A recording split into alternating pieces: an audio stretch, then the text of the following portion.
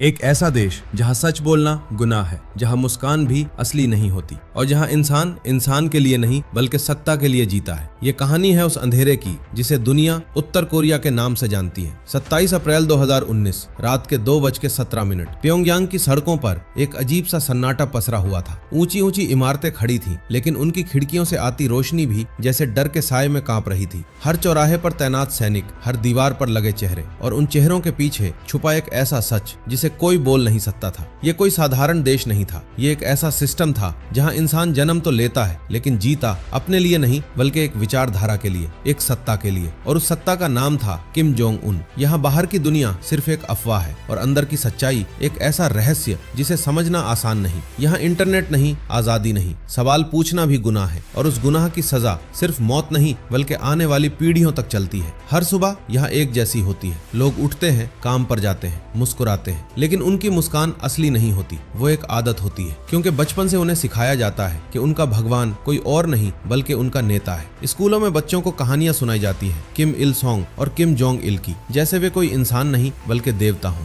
उनके चमत्कार, उनकी महानता इतनी गहराई से दिमाग में बैठा दी जाती है कि सच और झूठ के बीच की रेखा हमेशा के लिए मिट जाती है। लेकिन असली डर सिर्फ सोच तक सीमित नहीं रहता। हर गली, हर मोहल्ले में ऐसे लोग होते हैं जो दिखते आम नागरिक हैं लेकिन होते सरकार के लिए काम करने वाले। उनकी नजर हर वक्त आप पर होती है। आप क्या बोलते हैं, किससे मिलते हैं, यहाँ तक कि आप क्या सोचते हैं, सब कुछ कहीं न कहीं दर्ज हो रहा होता है। और अगर एक भी गलती हुई तो सजा सिर्फ एक इंसान तक सीमित नहीं रहती, पूरा परिवार और आने वाली पीढ़ियां भी उस सजा को झेलती हैं। देश के अंदर ऐसे कैंप हैं जिनके बारे में दुनिया सिर्फ अंदाजा लगाती है। वहाँ लोग जाते तो हैं लेकिन कभी वापस नहीं आते। वहाँ जिंदगी धीरे धीरे खत्म होती है बिना किसी निशान के। ऊपर से देखने पर प्योंगयांग एक चमकता हुआ शहर लगता है, साफ सड़कें, बड़ी इमारतें, लेकिन ये सब सिर्फ एक पर्दा है जिसके पीछे छुपा है भूख, गरीबी और डर। देश के कई हिस्सों में लोगों के पास खाने तक के लिए पर्याप्त अनाज नहीं, लेकिन कोई आवाज नहीं उठती, क्योंकि यहाँ आवाज उठाने का मतलब है खुद को खत्म कर देना। यहाँ मीडिया भी आजाद नहीं, टीवी पर वही दिखता है जो सत्ता चाहती है। दुनिया की असली तस्वीर यहाँ तक पहुँचती ही नहीं और धीरे धीरे लोग इस सब को सामान्य मानने लगते हैं। उन्हें लगता है कि यही जीवन है, यही सच है और शायद यही इस सिस्टम की सबसे बड़ी ताकत है। एक ऐसा देश जहाँ डर सिर्फ एक भावना नहीं बल्कि एक जीवन शैली है, जहां हर इंसान अपने ही साए से डरता है, जहां सच्चाई सिर्फ एक कहानी बन चुकी है और आजादी सिर्फ एक शब्द। 14 सितंबर 2020 सुबह के 5:40 प्योंगयांग के बाहरी इलाके में हल्की धुंध छाई हुई थी। दूर एक ट्रेन धीरे धीरे आगे बढ़ रही थी। ये कोई साधारण ट्रेन नहीं थी, ये सत्ता की सबसे सुरक्षित सवारी थी जिसमें अक्सर सफर करता था किम जोंग उन। इस ट्रेन के रास्ते पहले ही खाली कर दिए जाते हैं। हर पुल, हर ट्रैक, हर इंच पर सुरक्षा होती है, क्योंकि यहाँ एक इंसान की सुरक्षा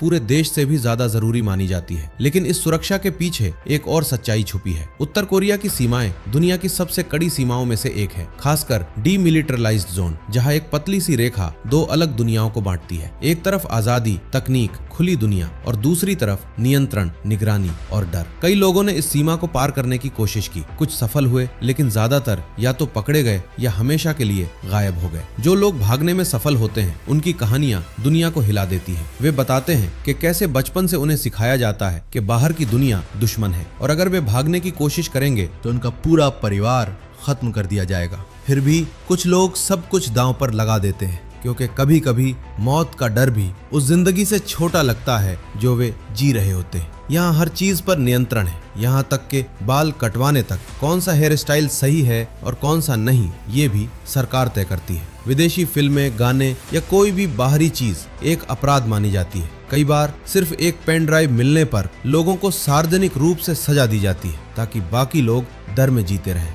यहाँ भरोसा करना सबसे बड़ा जोखिम है। एक बेटा अपने पिता के खिलाफ रिपोर्ट कर सकता है, एक दोस्त अपने दोस्त को धोखा दे सकता है, क्योंकि किसी को नहीं पता कौन किसके लिए काम कर रहा है। और फिर भी बाहर की दुनिया को पूरी सच्चाई कभी नहीं दिखती, क्योंकि जो भी विदेशी यहाँ आता है उसे सिर्फ वही दिखाया जाता है जो दिखाना जरूरी है। साफ सड़कें, खुश लोग, एक परफेक्ट देश, लेकिन कैमरे के पीछे असली कहानी कुछ और होती है। 3 मार्च 2022 रात के 11:26 प्योंगयांग के एक सरकारी भवन के अंदर। बाहर से ये इमारत बिल्कुल साधारण दिखती है, लेकिन अंदर हर सेकंड एक ऐसी मशीन चल रही है जो पूरे देश की सोच को नियंत्रित करती है। यहाँ बैठे लोग तय करते हैं कि जनता क्या देखेगी, क्या सुनेगी और क्या सोचेगी। हर खबर, हर तस्वीर, हर शब्द पहले जांचा जाता है, फिर लोगों तक पहुंचता है। ये सिर्फ सेंसरशिप नहीं, ये दिमागों को आकार देने की प्रक्रिया है। यहाँ इतिहास भी बदला जाता है। किताबों में लिखी बातें असल घटनाओं से अलग होती हैं, ताकि एक ऐसी दुनिया बनाई जा सके जहाँ सत्ता हमेशा सही हो। यहाँ समय जैसे रुक गया है, जानकारी सीमित है, तकनीक सीमित है, ताकि कोई तुलना ही ना कर सके। लेकिन हर दीवार में कहीं ना कहीं एक दरार होती है। धीरे धीरे कुछ सच अंदर आने लगे हैं। छोटे रेडियो, छुपे हुए USB, गुप्त नेटवर्क, ये सब मिलकर इस बंद दुनिया में हल्की रोशनी ला रहे हैं। और जब कोई इंसान पहली बार सच देखता है तो उसके अंदर एक सवाल उठता है, क्या जो उसने जिया वो सच था या सिर्फ एक कहानी? यही सवाल इस सिस्टम के लिए सबसे बड़ा खतरा है, क्योंकि सवाल डर को कमजोर कर देते हैं। लेकिन यहाँ हर सवाल को जड़ से खत्म कर दिया जाता है। कई बार पूरे गांव गायब हो जाते हैं, सिर्फ इसलिए क्योंकि किसी ने सच जानने की कोशिश की थी। ये एक ऐसा खेल है जहाँ खिलाड़ी सिर्फ एक है और बाकी सब मोहरे और नियम बहुत साफ है। या तो सिस्टम का हिस्सा बनकर जियो या सिस्टम के नीचे दबकर खत्म हो जाओ। उत्तर कोरिया आज भी एक ऐसा रहस्य है जहां हर दिन एक नई कहानी जन्म लेती है, लेकिन वो कहानी कभी दुनिया तक नहीं पहुंचती। एक ऐसा देश जो खुद को दुनिया से छुपाकर अपने ही अंधेरे में जी रहा है, और उस अंधेरे में लाखों जिंदगियां बिना आवाज के धीरे धीरे खत्म हो रही हैं। अगर आपको ऐसी सच्ची और रहस्यमयी कहानियां पसंद है तो वीडियो को लाइक जरूर करें, चैनल को सब्सक्राइब करें और अपने दोस्तों के साथ शेयर करें, क्योंकि ऐसी कहानियां सिर्फ सुनी नहीं जाती, महसूस की जाती हैं।